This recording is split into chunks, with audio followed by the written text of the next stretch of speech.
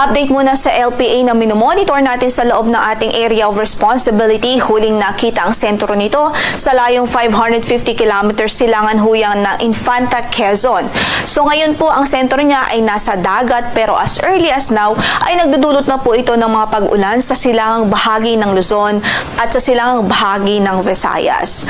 Sa nakikita din po nating trajectory nitong LPA based na rin sa ating latest analysis at forecast, mataas ang tsansa na itong LPA ay lumapit sa ating kalupaan, mag-cross o tumawid sa Luzon landmass by tomorrow at by Friday naman ay lalabas ito ng ating kalupaan at bago ito tuluyang lumabas ng ating area of responsibility.